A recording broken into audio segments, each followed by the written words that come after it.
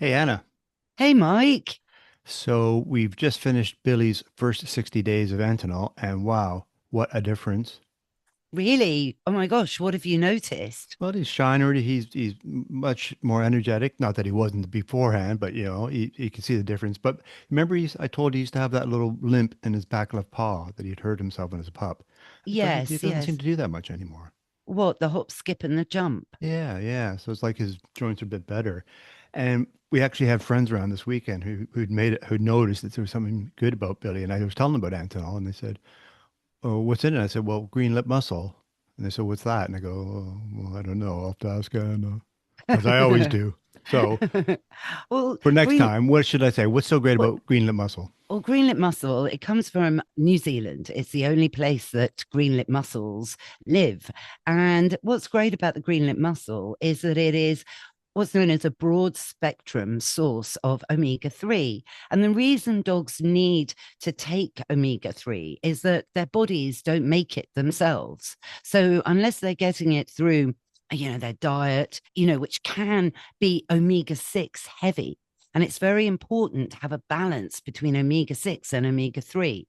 So it's normally through supplements that omega 3 is given. And green lip mussel is unique in its having everything from EPA, DHA, and ETA. So all the main omega 3s. And how about Binks and Prudence? They must be much better as well. Yeah, well, they've been on it for over a year and they've been on green lip mussel forever since I've had them. So Prue's 10 now. So she's had green lip mussel since the first day I brought her home, to be honest, but not Antinol. And I only wish I'd discovered Antinol earlier. I really honestly mean that because it's an oil rather than a powder. So its bioavailability, that means, its effectivity to get absorbed quickly and efficiently by the body is greater. So people listening now and they want to discover Antinol for themselves, where do they go? Well, all you have to do is go to Antinol, ANTINOL.co.uk, and then type in Anna Webb and get your special discount.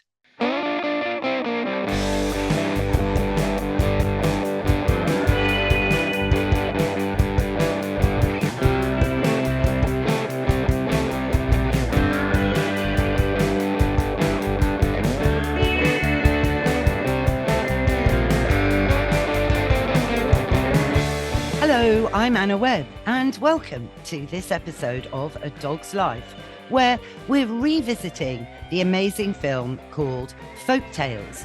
But this time, we're talking to the Dog Mushers. And this episode is powered by Antinol.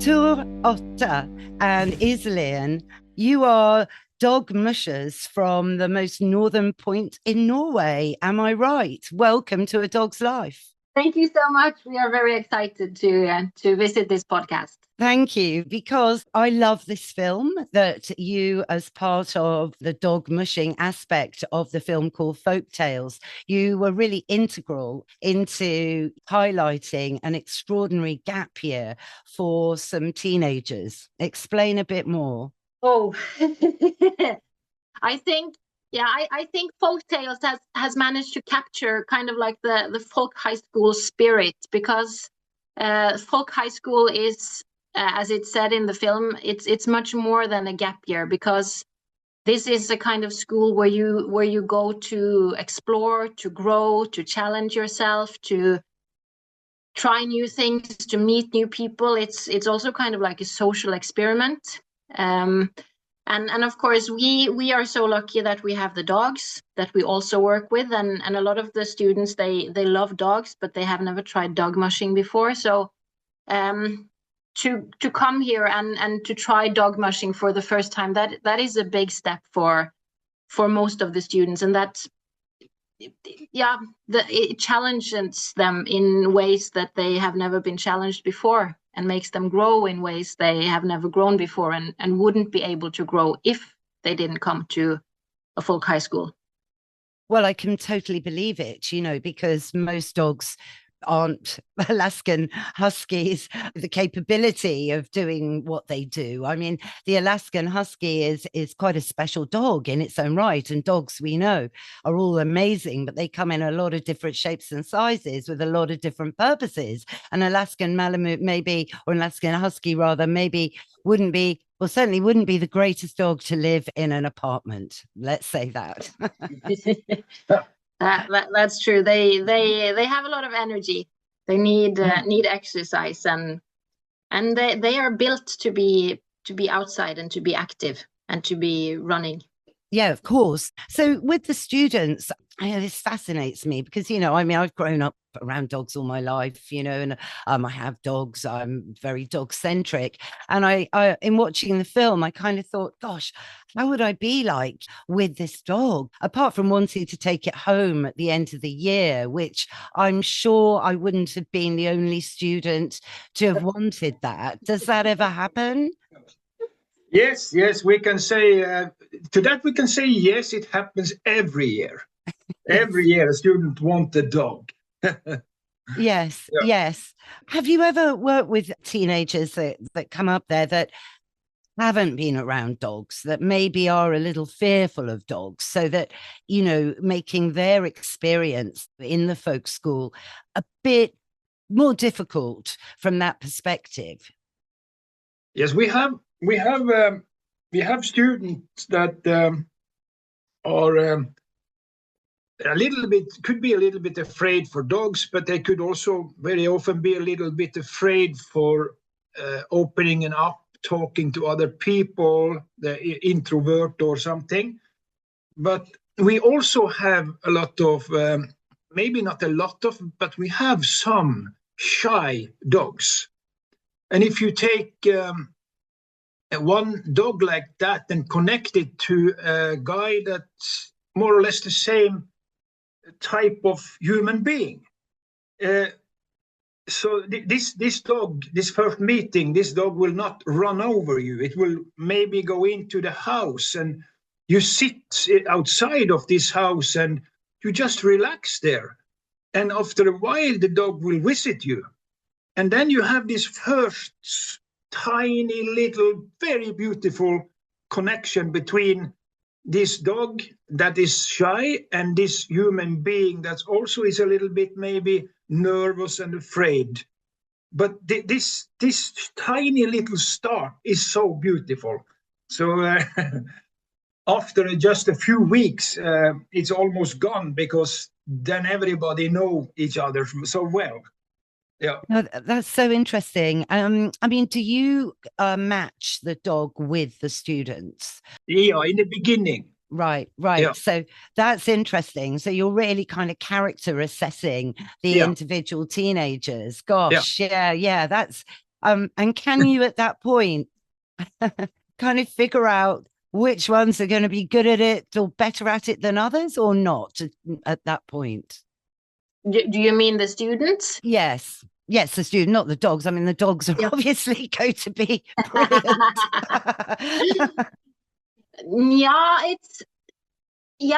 Both yes and no, because of course every year we have very different students, and some are very outgoing and talks a lot and are eager to socialize and of course eager to learn as well, but it's not necessarily those that become the best mushers, or because sometimes those more quiet students that are a bit more shy, they just need a bit more time, but they are very eager to learn and very interested, and they to say it a bit stupid, they listen more than they talk, and they observe, so they often get kind of like the deeper things that we are trying to do, and are understanding the dogs and the dog mushing on a deeper level, because they have a mindset where they focus more and are more eager and interested and focused, so to say. That's interesting, actually, because I bet, you know, well, in watching the film, which I loved, it was interesting to see the two main characters. And I remember, well, I can't remember his name, the guy from Holland. Romain. Yes, Romain, who had a bit of a tantrum, which I could relate to, in the forest alone with his one Alaskan husky trying to light the fire. I mean, I couldn't think, I'm half Swedish, so you'd think I've got a bit of it in me, but I don't think I got the snow gene from my mother at all. I must say, I don't really hate the cold. But at the same time, in watching the film, I think, gosh, I want to go there. I want to do this, except I'm probably way too old. But yeah, I don't know what I'm trying to say here, but there were these big hurdles for these kids to get over. I mean, full respect to them. But how does the dog mushing play such an integral role into their, I mean, I suppose rehabilitation is the wrong word to use, but in their advancement through the gap year?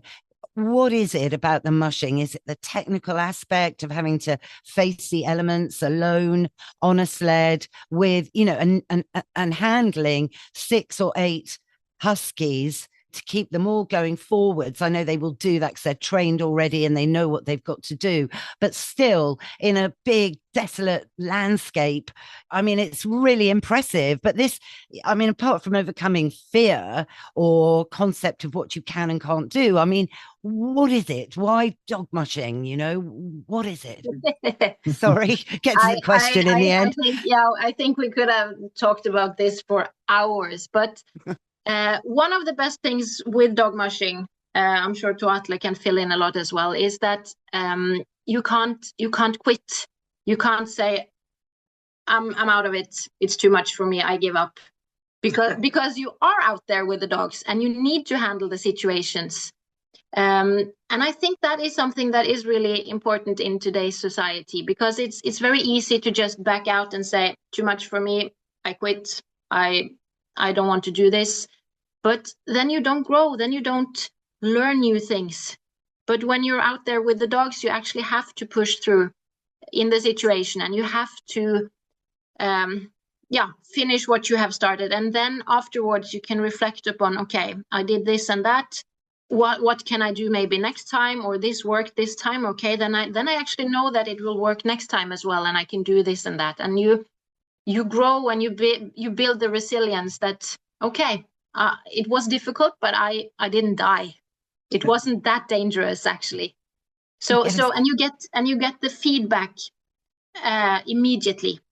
It's not you have to wait for a test to be checked and to be graded and so on. You get the feedback from the dogs immediately. From the dogs. I love that you get the feedback from the dogs. Explain that a bit more. Do the dogs really recognize when, the person handling the sled is confident and is oozing confidence and leadership and has a sense of control versus somebody who doesn't? I can say that in the beginning of the year, think about how to teach puppies to be mushing dogs. From they are about 6 months to 8 months old, we treat them in a very specific way. We want them, everything they do, we want them to love to do it. Every step they take is a step into the future. So everything is well planned. We are creating not muscles, but a brain that loves to do what we would like the dog to do. And that is the same thing with the young people here. And they are different too. So in the beginning, we might put in dogs that are old and soft and a little bit calm for students that we can see are a little bit afraid. So we want the students to be having a success from day one. We want them to feel that they can handle this, and it's always like small step in a ladder. And after a while, the snow is coming. First we use wagons, then the snow are coming, and the sledging are starting. And the same thing. So Iselin and me, we have to really get to know these young people very well, and to try to let them understand that trust they need to trust us, and we need to trust them, and the students need to trust the dogs. So in the beginning, they will go a small trail for about 4 or 5 kilometers, 6 kilometers, then 10 kilometers, and after a while, maybe 20 kilometers. But it is not like we just go into a parachute situation that we drop them into a forest and they land on a sledge. I know that's true. I see that. So it is all incremental. And of course, in the film that was highlighted, you know, the summer sequence at the beginning, you know, by the big lake, and then it turns into winter as the whole, you know, year proceeds. How many dogs do you actually have there, and are any of them your own personal dogs? Of course, it differs a little bit, the numbers, but we have around 30 dogs in total, and I have 3 now that are my personal ones, but they live in the dog yard, so they are part of the dog team there. But yeah, one that is 8 years old, and 2 puppies that just turned 8 months and are in the beginning of their dog mushing career. Yeah. Oh, that's fantastic. Yeah, lovely. How about you though, Thor? Yeah, it started sometimes back with my 10 dogs. That was the start in 2002. But now all those dogs are, of course, in the biggest dog team ever created in heaven. So they are, of course, dead. But we have genetically, we have a lot of them here still. So I have now 1 dog back home. Is both an inside husky. So yeah. Oh, that's lovely. I love that inside husky. Yes. Oh, that's great. But they have, you know, but it's great for them to have the setup that they have. I mean, you know, an Alaskan husky isn't the same, you know, as an English bull terrier, for example, who wouldn't survive. They would have the biggest tantrum ever, actually.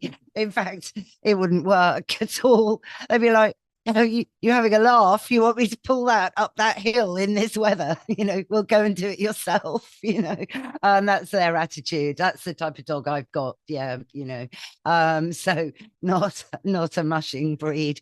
But they like to wear all the big gear. You know, you see these miniature bull terriers, you know, living in Ukraine and places, and they've got these funny ear hats, you know, these funny things to keep the dogs with pointy ears. They look like funny little munchkins.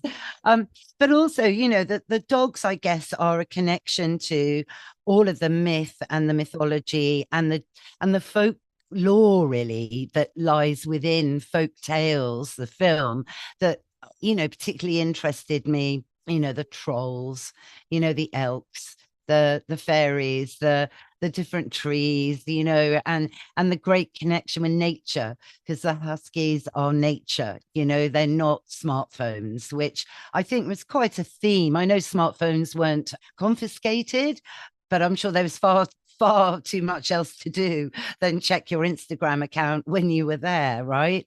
That is true. It's a lot of things to experience here that you don't experience in a big city, and also a lot of other places in Norway. In the northern parts of Norway, we have a lot of nature, and it's untouched nature. And yeah, to be out in the woods here in Pasvik, it's like being in a fairy tale. And then if you have a dog team with you, or just even one dog going out hiking or skiing, it's just like a fairy tale in between the old trees and you can make campfires anywhere, and you can put up your camp anywhere and just enjoy the nature, and to spend time in nature together with the dog brings it into I think at least a new dimension, because the dog will observe things in a very different way from what you do. They have the nose, they have the ears, they smell and hear things that we don't have a chance to observe, but then we get a glimpse of it because we can see where the dogs are turning their heads and sticking their nose up, and we get to see animals, we get to see nature in a different way when we are together with the dogs, I think. Imagine you are driving a sledge and turn off your headlamp, and let the natural light in the winter time with snow on the trees and the trails. And even though you can see much more than ordinary people know, because we are living inside these warm light boxes, but when you're out there and turn off this lamp, you can really see much more than you understand. You have to do it to understand how much you can see. We have no high mountains here, so we have a lot of polar lights, for example. But you feel like a ghost when you are packed in so much clothes, and you are braking a little bit, always braking the team softly on the braking mat, and it's so silent, and you feel you go so fast. So 15 to 20 kilometers an hour, you can feel you are moving through the forest in a very high speed, but suddenly the whole team will push forward like a boom. Then it could be a moose or a reindeer or anything that is creating this energy. And to be a part of nature in the dog mushing setting, and without light from your headlamp, I think it's something, if it goes into you, you will never be able to let it really go again. You need to do it. We have a lot of example on very old guys coming. One friend of us in Alta, Roger Dahl, he came back from Caribbean. He bought himself a sailboat. He came back and started dog mushing again. And how old is he now? He's 74, I think. 74. Now. And he's still doing the Finnmarks race. Gosh. So, I can imagine it is addictive, actually. Just for the break from, this constant buzzing in your head at the moment, particularly now, I think, and, technology is advanced to such a ridiculous level now. Let's not go there. I don't want to talk about it, but, it's mad. And, this is a way of just remembering, that there is a real world out there, because you could just live in your bubble on your laptop. I mean, really, get groceries delivered to your front door. You could never, and that's awful. And they say that might happen one day, which is just dreadful. But no, I can imagine that surge. Just you describing it, Tor, then, the dogs picking up on another animal. I mean, was there any worry? I don't know if wolves are up there, for example, although I'm sure they would just keep themselves to themselves. But what about threats like bears, for example? Would they ever come round having a sniff at the campfire? But of course, then having your dog with you would alert you, that's for sure. But I mean, a husky wouldn't be able to compete with a bear. So, I mean, was that a fear for some of the students? I think maybe some of the students fear it, but it's really nothing to fear, because the bears we have here, they are very shy. They will see us, but we won't see them. And that it doesn't matter if you have a dog or not with you. They are very, very shy, and they are not aggressive at all. So, and there are some wolves going through the valley every now and then, but it's the same with them. They are also very shy. So it's really nothing to worry about out here in nature. It's one of the safest places you can be. You have the nature around you. There's no traffic. There's no dangerous people. So it's just it's just the nature and the freedom. And as we were talking about the going on the sled and so on, you can't think about anything else, and you can't worry about anything else. So you kind of get a mental break as well, because you need to be focused on the dogs and on the mushing, and you get a mental break from the stress in everyday life. So it's being out there with the dogs, it's just safe and healthy, I would say. Yeah, a bit meditative, really, you know, a bit like, well, nothing like really doing a yoga class, but when you're doing yoga, you can't think about anything else because you will fall over or, you know, injure yourself in some way, you know, so you have to be focused. It must also be intense, you know, standing there, you know, it must be quite exhausting, is it not? Or do the dogs really take all of the weight and the pressure? It depends a little bit on the weather situation, and a lot of people think that the best dog mushing time is, for example, in the Easter, in the shining sun, warm, but it's not. No, no. It is the best time dog mushing for me, especially, is that when it's cold, maybe a little moonlight and polar lights and the northern light, but when it's cold and the trail are hard, I think the dogs also genetically run better in this light because they normally would hunt in this light. The wolf does not hunt in the sunshine. It hunts when the sun goes down and comes up in the morning and in the evening. So I think for me especially, and I think for Iselin too, to be out there without this, of course it's beautiful to drive in the sun, but it is really something else. So sometimes, yes, to your question, sometimes you have to push and run uphill. And for example, if we are going for a trip, we have a lot of equipment in the sledges, very heavy. And in these situations, we really have to be a part of the dog team. So we more or less always say that if you drive 8 dogs, we are 9 power machines. So, but normally, like today, for example, if Iselin was out with 8 dogs, she would stand on this braking mat the whole time and keeping the dogs from running too fast. Oh, yeah, right. Okay. But that's where the skill comes in, isn't it? You know, to know, you know, that perhaps if you're going downhill, let's slow the dogs down, you know, or there could be an accident, I suppose. So I guess that's where all the practice comes in with the students before their big trip, their big adventure on their own out in the forest. Amazing, you know. I mean, gosh, yeah, how fascinating. I mean, do you ever have grown-ups come and visit you? Yes, we do.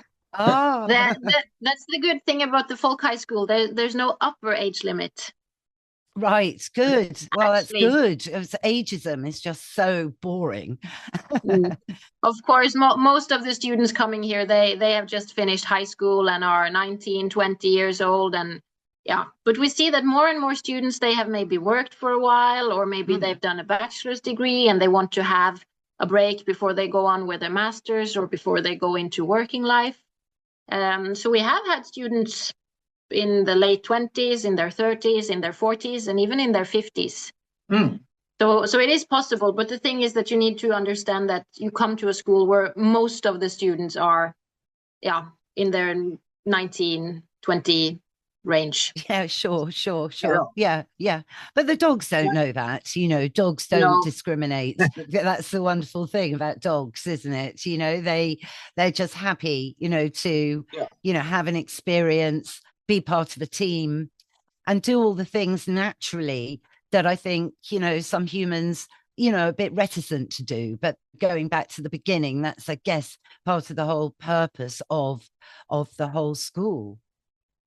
Yeah, to do something new, kind of, and try new things and do things out of your comfort zone. And of course, here in Pasvik, we have the nature very close to us, and we have all the subjects we teach here at school is kind of outdoor life related. So you kind of get back to nature and you get connected with nature and build up the skills how to survive out in the wilderness, how to be able to go on hikes and trips on your own.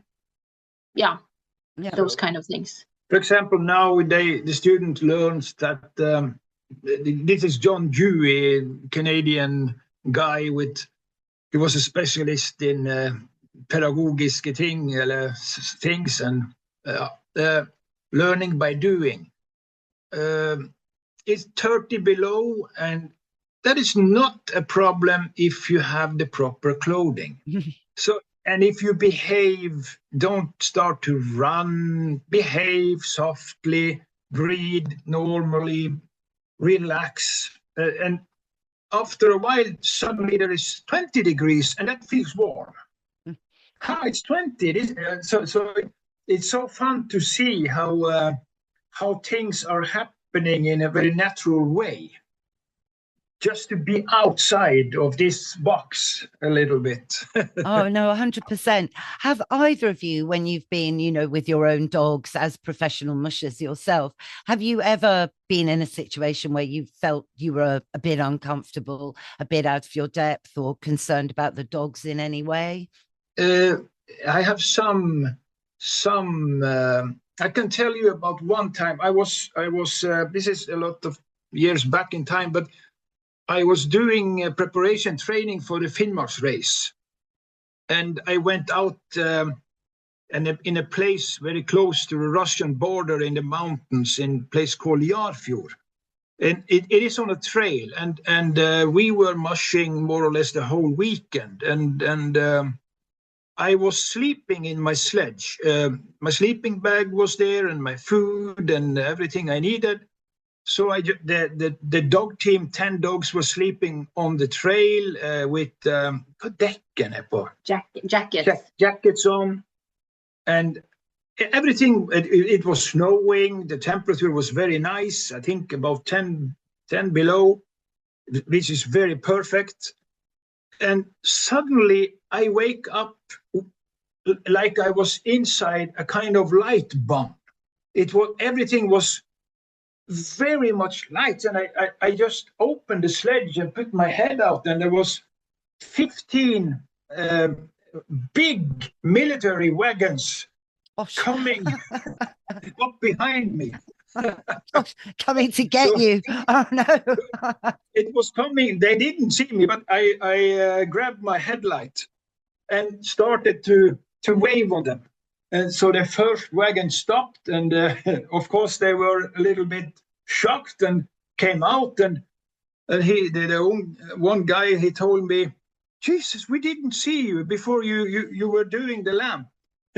Gosh. So I was not aware of that they were going to use this wagon in this on this place, you can say. So, but. Of course, this is a second with. They just passed me. Can you see? It was of course. No trouble. No. Of course. But that must have been a big shock. But nothing to do with the landscape or the dogs or you or anything really. Just a freak situation. Yeah. I was. In one situation, I was driving out from my home and out to the river, Pacific River, and it was very much ice and too little snow. But we had done is 5 kilometers until I'm in the forest. But suddenly, in the same moment I went into the ice, the sledge, I fall. So I was hanging after the sledge on the ice. And it's so, if you say to the dog team that, okay, stand still as a stall.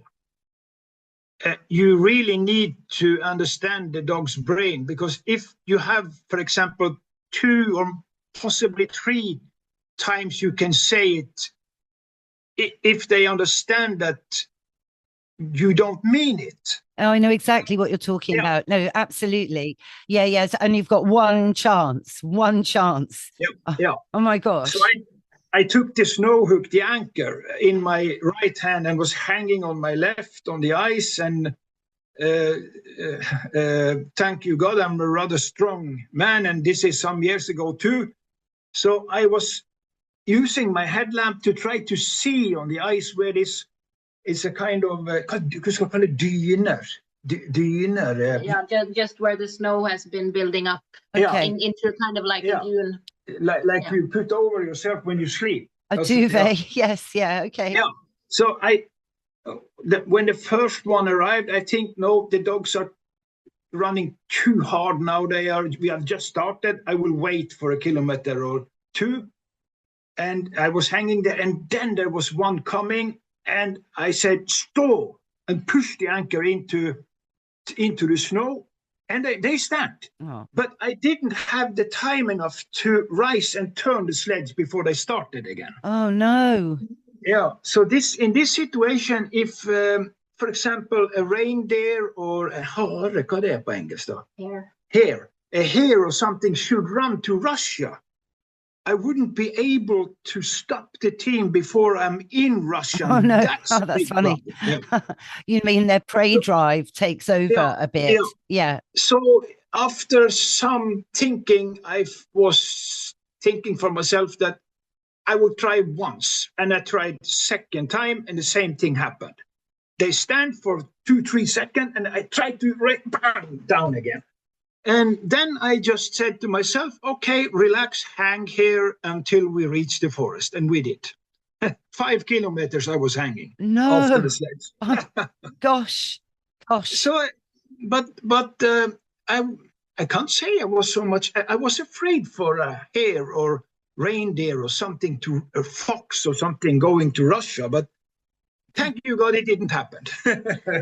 Yes, because I guess you've lost control of the reins, as it were. So no control for left or right, just your voice. Yes. Yeah. Gosh, but that shows what a great dog trainer you are, really. That they knew what to do and where to head to, not to the Russian border.